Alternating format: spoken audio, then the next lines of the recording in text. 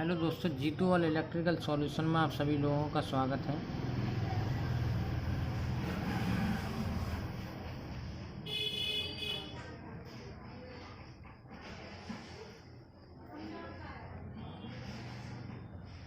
तो आज का हमारा टॉपिक है कि वोल्टेज और करंट सोर्स क्या होते हैं। तो इनको जानने के लिए बने रहिए हमारे यूट्यूब चैनल में। तो वीडियो को शुरू से लेकर अंत तक देखिएगा। तो पता क्या होता है कि हमारी जो प्रैक्टिकल डेली लाइफ होती है ना, तो उसमें हम बहुत ज़्यादा मशीनों का यूज करते हैं। तो मशीनें कुछ मशीनें क्या होती हैं जो एसी से रोटेट करते हैं, कुछ मशीनें डीसी से रोटेट करती हैं। तो हमको एसी और डीसी दोनों की रिक्वायरमेंट होती है। तो फिर जब दोनों की रिक्वायरमेंट होती है तो आज हम डिस्कस करेंगे कि जो कांस्टेंट वोल्टेज और कांस्टेंट करंट क्या होता है। तो अब बात करते हैं कि वोल्टेज सोर्स की, कि व्हाट इज वोल्टेज सोर्स।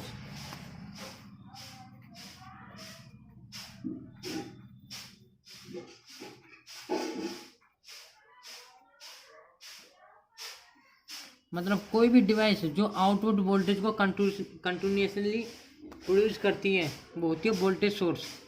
जैसे कि और ये वोल्टेज सोर्स होते हैं दो टाइप के। जैसे ये कोई भी device, any device which produce या फिर output voltage continuously is known as voltage source. इसके दो पार्ट होते हैं। तो मैं यहाँ पे लिख देता हूँ।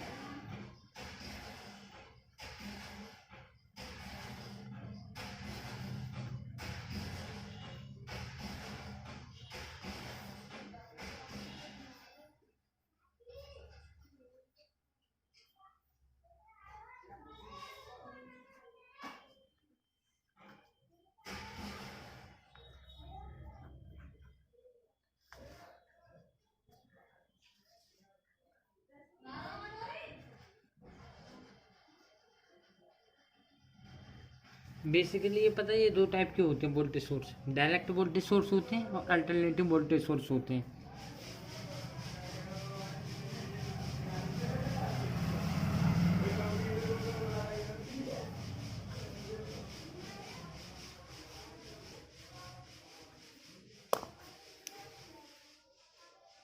नंबर एक कौन से होते हैं? Direct voltage source.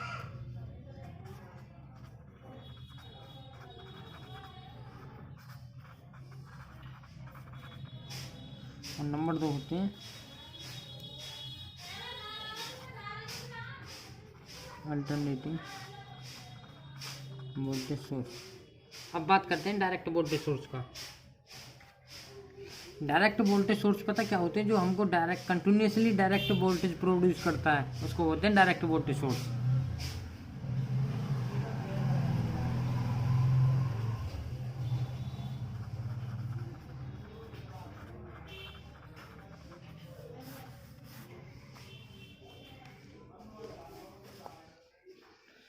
कोई भी डिवाइस जो हमको डायरेक्ट वोल्टेज कंटिन्यूसली प्रोड्यूस करती हो उसको बोलते हैं डायरेक्ट वोल्टेज सोर्स।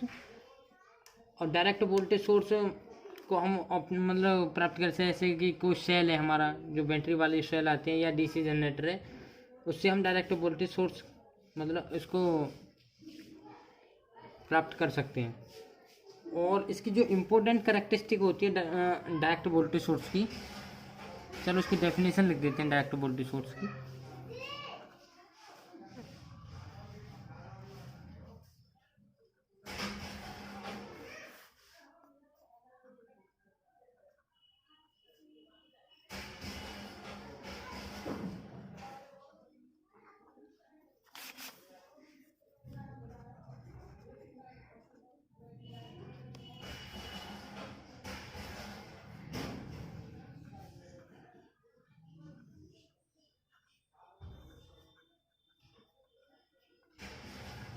इसको डीवीएस भी बोल सकते हैं।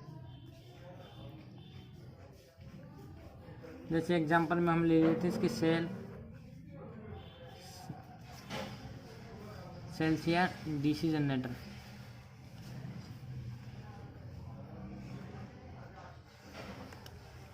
जो इसकी इम्पोर्टेंट कैरेक्टरिस्टिक क्या होती है?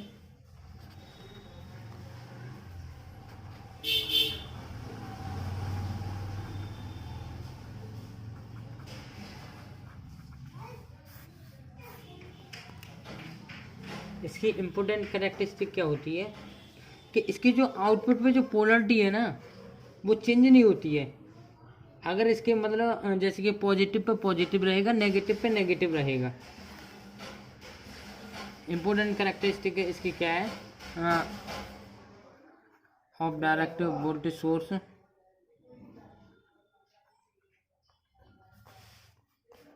is that it does not change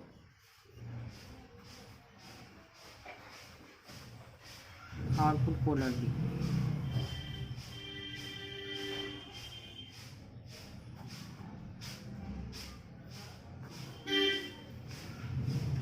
तो इसकी मतलब पोलरिटी चेंज नहीं होगी, जैसे कि पॉजिटिव एंड नेगेटिव टर्मिनल।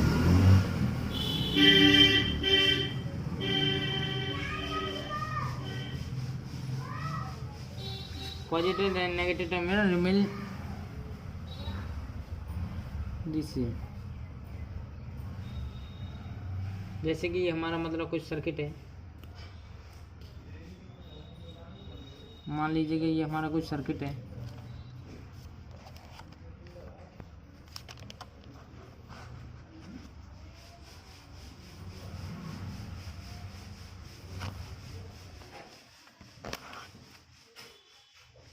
तो इस सर्किट में ये हमारी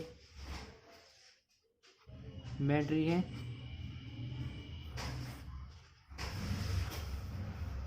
यहाँ पे हमारा करंट है, यहाँ बैटरी ई।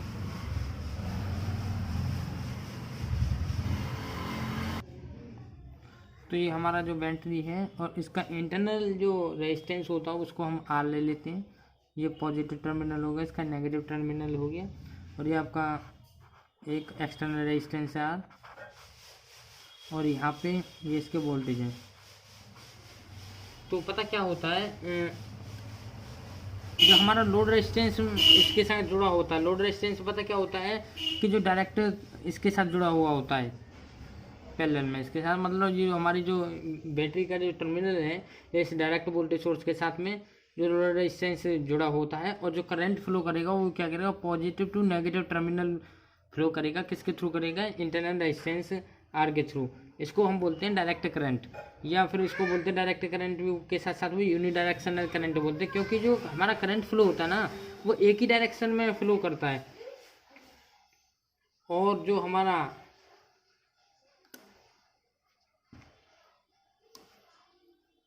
जो डीसी सोर्स में जो अपोजिशन करंट जो फ्लो होता है ना, जो अपोजिशन करंट फ्लो होता है डीसी सोर्स में, उसको बोलते हैं इंटरनल रेजिस्टेंस, जो कि ये रहा इंटरनल रेजिस्टेंस। ये बार जो इसको बोलते हैं हम जो अपोजिशन करंट फ्लो करता है डीसी सोर्स में। और जो हमारी वैल्यू जो जनरेट होती है ना ईएमएफ के थ्रू, जैसे कि हमारी कोई वैल्यू है, ये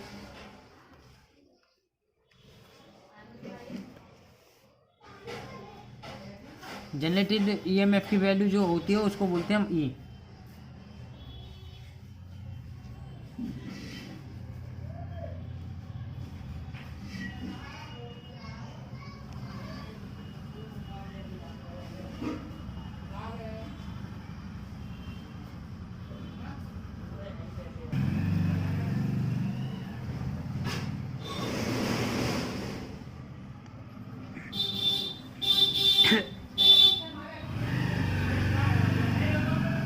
इसको हम सीरीज में मतलब होता है, ये किसके साथ होता है, इंटरनल रेजिस्टेंस आर के साथ।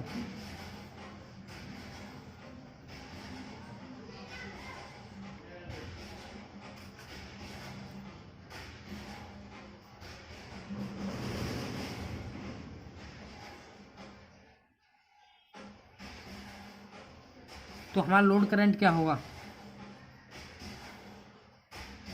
तो हमारा लोड करंट की अगर बात करें तो लोड करंट क्या होगा, आई। आज तो इंड्यूस ईएमएफ इस वाले फिगर में देखा जाए, देखें तो हमारा जो ईएमएफ होगा वो ई होगा, और जो हमारा जो रेजिस्टेंस होगा वो आ रहा है, ये एक्सटर्नल रेजिस्टेंस है इंटरनल रेजिस्टेंस। तो जो हमारा लोड करंट जो होगा वो क्या होगा, ई अपॉन आर प्लस के आर। तो अगर इसकी हम क्रॉस मल्टीप्लिकेशन करें तो आई आर प्लस के आर हो गया इजगल टू ई हो गया। तो इसमें क्या आएगा आई आर प्लस के I small R is equal to E. तो अगर हम बात करें टर्मिनल वोल्टेज, तो टर्मिनल वोल्टेज किसके थ्रू निकलेंगे? ओम्स लॉ के थ्रू। तो terminal voltage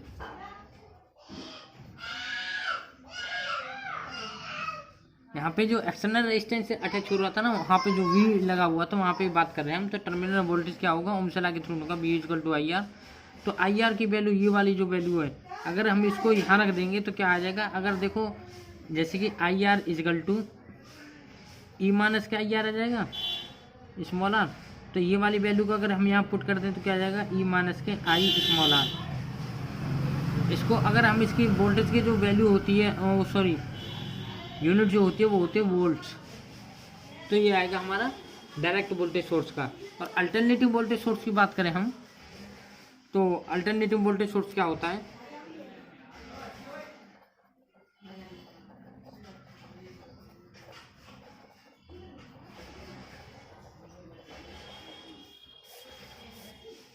alternative voltage source क्या होता है कि इसकी जो आउटपुट है ना, जो अल्टरनेटिव मतलब आउटपुट पे जो वोल्टेज मिलेंगे वो कंटिन्यूसली मिलते रहे। मतलब कहने का मतलब ये है कि कोई भी डिवाइस है जो अल्टरनेटिव वोल्टेज जो प्रोड्यूस करती है वो आउटपुट पर कंटिन्यूस, उसको बोलते हैं अल्टरनेटिव वोल्टेज सोर्स। अब क्या होता है कि इसकी जो पता है, जैसे कि अगर इसका एग्जांपल है तो इसमें एग्जांपल में क्या होगा? DC alternate sorry AC alternator, ये इसका एग्जांपल है एसी अल्टरनेटर। ठीक है, इसकी जो मतलब इम्पोर्टेंट करेक्टरिस्टिक क्या है?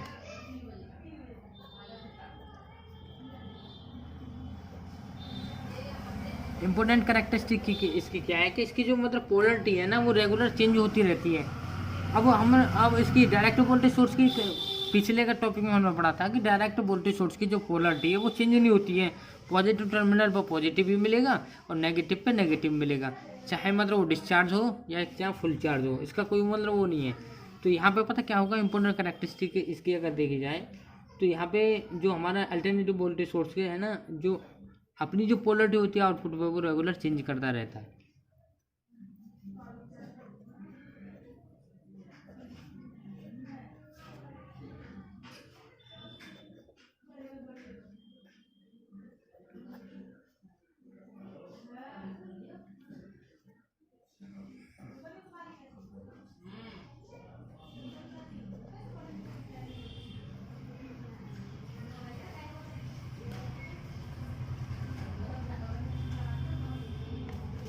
अब इसके जो अगर हम फिगर की बात करें,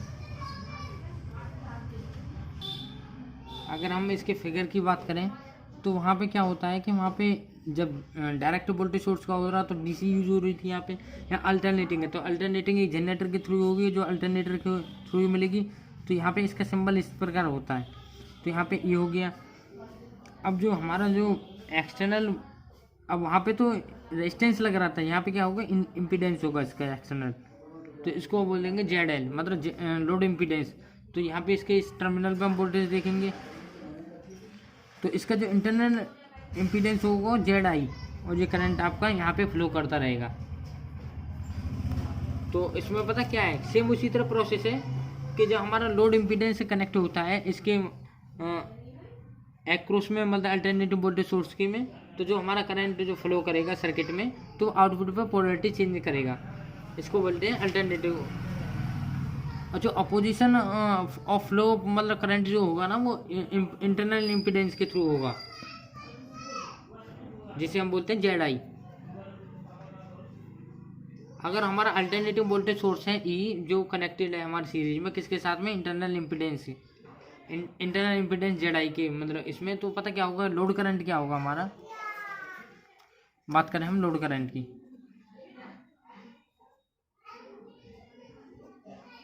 बात करें हम लोड करंट की तो RMS में आती है रूट मीन स्क्वायर वैल्यू जो होती है। तो I equal to E ZL plus के ZI। उसी तरह किया था जैसे हम वहाँ पे पहले भी किया था। अब क्या क्रॉस मल्टीप्लिकेशन करेंगे इसमें, तो हम की क्रॉस मल्टीप्लिकेशन करेंगे उसी तरह। तो I ZL प्लस के ZI इजकल टू E। तो हमने क्या देखा था वहाँ पे तो E equal to E minus के I Z I equal to I Z I. अब क्या करेंगे, B equal to I R होता है वहाँ पे, तो वहाँ पे आएगा B equal to E minus के आई जेड आई। वहाँ पे पता क्या है, ओम्स लॉ में B equal to I are, क्योंकि इंटरनल जो एक्सटर्नल रेजिस्टेंस था आर, यहाँ पे क्या इंटरनल रेजिस्टेंस है जेड एल, तो सेम वही चीज़ है, यहाँ इंटरनल इम्पीडेंस है सॉरी जेड एल, और वहाँ पे इंटरनल रेजिस्टेंस था मतलब आर, तो उसी तरह B equal to I R था, तो वहाँ पे आई आर की वैल्यू को रखा था, यहाँ पे आई जेड एल जो रेजिस्टेंस इसकी वैल्यू रखी है हमने, क्या रखी है, ई माइनस के I Z I small I. तो बात करेंगे हम कांस्टेंट वोल्टेज सोर्स की, किसकी, constant voltage source. Basically constant voltage source होता क्या है, तो कांस्टेंट वोल्टेज सोर्स वह सोर्स होता है जिसका internal impedance external load impedance के कंपेयर में छोटा होता है, या मतलब कम होता है, इसको बोलते हैं कांस्टेंट वोल्टेज सोर्स। लिखते हैं,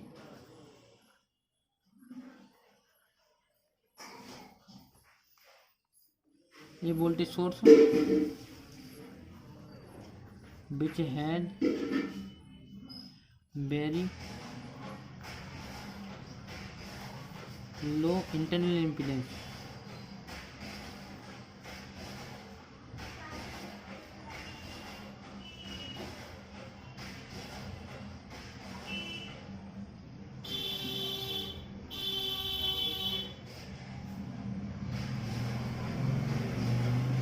अब डीसी के केस में यहाँ पे रेजिस्टेंस था, internal resistance,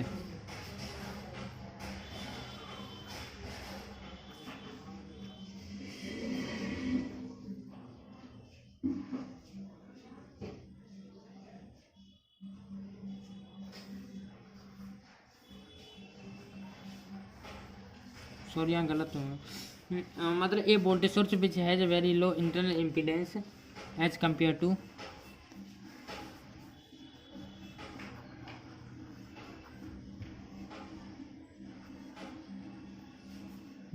external load impedance. अब डीसी के केस में क्या था, ये मतलब रेजिस्टेंस था,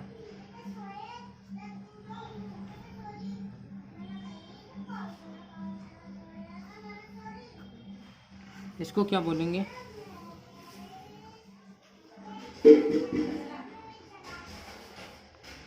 कांस्टेंट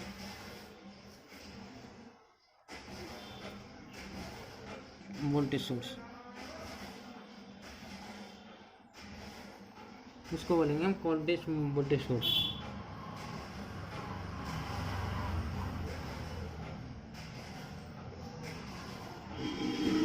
इस केस में पता क्या होता है कि जो हमारा आउटपुट वोल्टेज है वो सेम रहेंगे, जो हमारा लोड करंट वेरी करेगा। अगर हम इसकी बात करें, इसके फिगर की,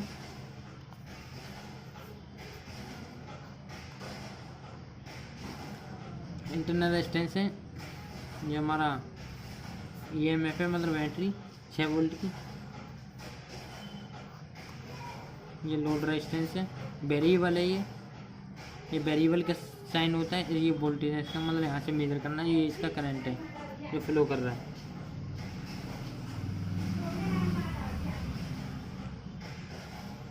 हाँ, इसमें क्या होता है कि जो हमारा डीसी सोर्स है वो 6 वोल्टेज का जो डीसी सोर्स है वो हमारा इंटरनल रेजिस्टेंस है आर, उसको बहुत ज़्यादा मतलब स्मॉल रखता है। मान लीजिएगा अगर हम कह सकते हैं जैसे कि इंटरनल रेजिस्टेंस इक्वल टू 0.005 ओम, ये इतने का है ये इंटरनल रेजिस्टेंस।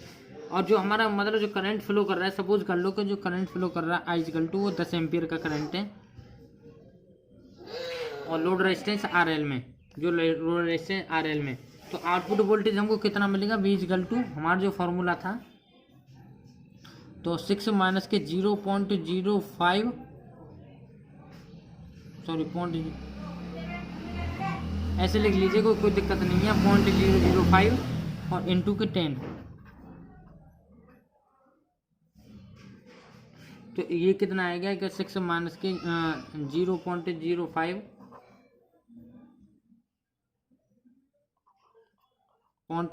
आ जाएगा इसका। तो ये कितना आ जाएगा इसका 5.95 वोल्ट, ये इसका आएगा, जो कि मतलब ऑलमोस्ट ये कांस्टेंट है।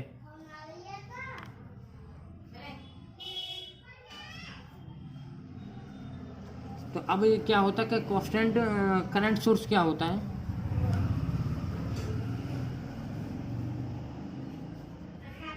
Constant current source. अब कांस्टेंट करंट सोर्स मतलब क्या है, तो वह सोर्स है जो बहुत ज़्यादा इंटरनल इम्पीडेंस रखता है। अगर बात करें हम उसका डीसी के केस में, तो वहाँ पर रेजिस्टेंस होगा, जो इंटरनल जो इम्पीडेंस होता है वो एक्सटर्नल लोड इम्पीडेंस के कंपेयर में बहुत कम होता है। इसको बोलते हैं कांस्टेंट करंट सोर्स, जबकि कांस्टेंट वोल्टेज सोर्स में ये उल्टा था। अब बात कर अगर देखा जाए तो मतलब इसमें क्या होगा, जो हमारा इंटरनल इम्पीडेंस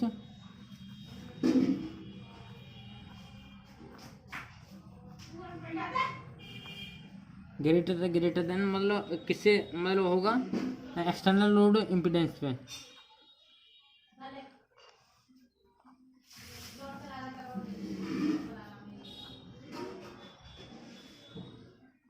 इसको बोलते हैं कांस्टेंट करंट सोर्स। अगर इसकी बात करें तो मतलब a voltage source which has a very high internal impedance और resistance in case of DC, resistance लेंगे डीसी के केस में, और as compare to external load impedance इन्होंने कांस्टेंट करंट सोर्स।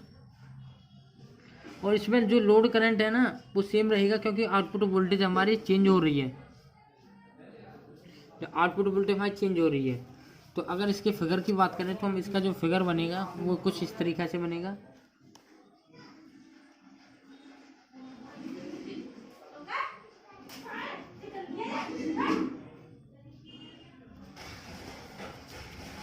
कुछ इस तरीक़ा से बनेगा। आज थोड़ा सा ना प्रॉब्लम आ रहा है क्योंकि वीडियो बनाने में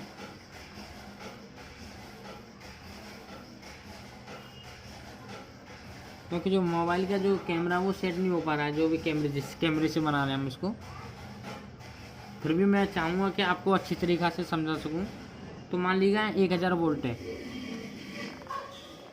मतलब जो वोल्टेज सप्लाई है ये एक डीसी सोर्स है। यहाँ पे जो वोल्टेज सप्लाई है वो 1000 वोल्ट की है। और इंटरनल रेजिस्टेंस जो हम आ रहे हैं वो हमारा 800 किलो ओम का है। और जो लोड रेजिस्टेंस है वो 50, जो लोड रेजिस्टेंस जो वेरी करेगा, लोड रेजिस्टेंस वेरी करेगा वो किससे कहाँ से कहाँ करेगा, from 50 kilo ohm to 150 ohm, 150 kilo ohm. तो हमारा लोड रेजिस्टेंस इसलिए जो वेरी करेगा, ठीक है। तो हमारा जो करंट होगा आई इक्वल टू किसके बराबर है, 1000। पहले तो निकालना 50 पे, फिर उसके बाद निकालना 150 पे। तो कितना निकालना है, 800 एक्सटर्नल मतलब इंटरनल रेजिस्टेंस प्लस के 50। तो ये कितना रहेगा 1000 और ये 850 और किलो का मतलब है 10 की पावर 3, मतलब 1000 के मल्टीप्लाई हो जाएंगे इसमें। तो 1.177 मेगा एम्पियर आएगा इसका। और अगर हमारा लोड रेजिस्टेंस जो होगा 150 किलो ओम का है, इफ लोड रेजिस्टेंस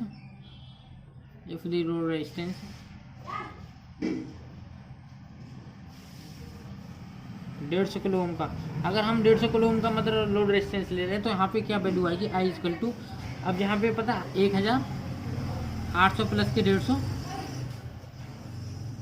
किलो, तो 1000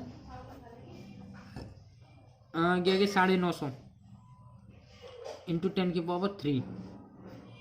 तो यहाँ पे कुछ इस तरीके आएगा 1.065 मेगा एम्पियर।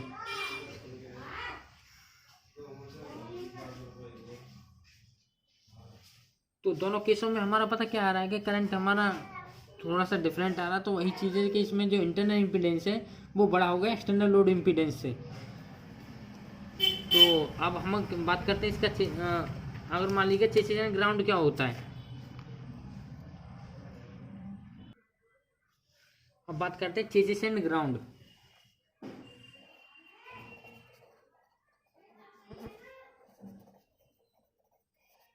चेसिस और ग्राउंड क्या होता है? सबसे पहले चेसिस क्या होता है, मतलब कोई भी चीज़, चेसिस का मतलब है कोई भी कंपोनेंट, जैसे कि कोई भी, जैसे बाइक का कोई भी कंपोनेंट है तो किस पे मतलब इंस्टॉल होता है? चेसिस पे। चेसिस वो होता है जो सभी कंपोनेंट को एक जगह असेंबल करके रखता है, उसी तरह बोलते हैं चेसिस। अब बात करते हैं हम इलेक्ट्रॉनिक सर्किट की। जब हम इलेक्ट्रॉनिक सर्किट का हम डिजाइन करते हैं तो हम जो इलेक्ट्रॉनिक कंपोनेंट को उसके जो बेस होता है उस पर इंस्टॉल करते हैं, या बेस पर मतलब माउंट करते हैं, तो उसको हम बोलेंगे चेसिस।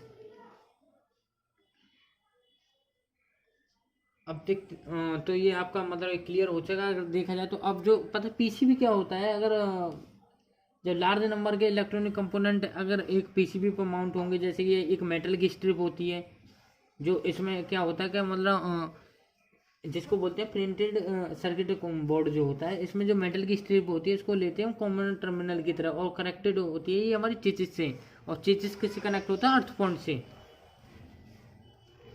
मतलब जो चेसिस से कनेक्ट होता है जिसको बोलते हैं हम अर्थ पॉइंट। तो क्लासिक जो चेसिस एंड ग्राउंड समझ में आएगा। अगर बात करते हैं हम इसका, मान लीजिएगा ये हमारा कोई सर्किट है, ये हमारा 2 ओम का मतलब रेजिस्टेंस है, और ये 6 ओम का रेजिस्टेंस है, और ये हमारा 3 ओम का रेजिस्टेंस है।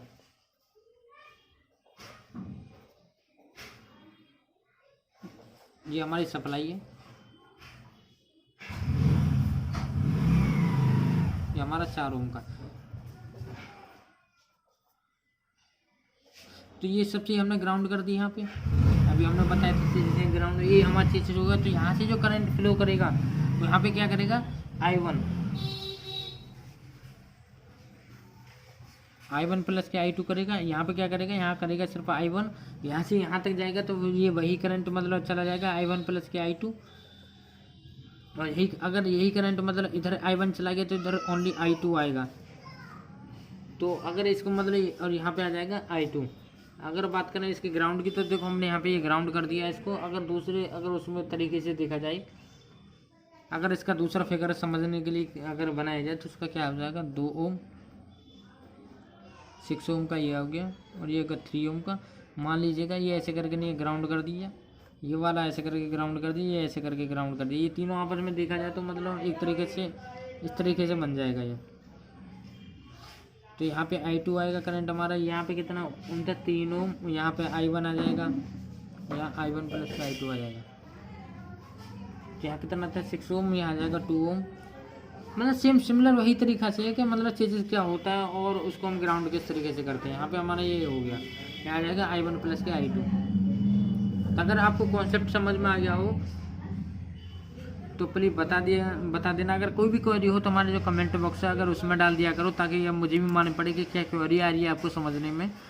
तो और जो अगर हमारा चैनल सब्सक्राइब नहीं किया तो उसको सब्सक्राइब भी कर लें, और उसको बेल आइकन को भी प्रेस कर दें, क्योंकि न्यू अपडेट जो भी होंगे वो आप तक पहुँचते रहेंगे। और थैंक यू सो मच।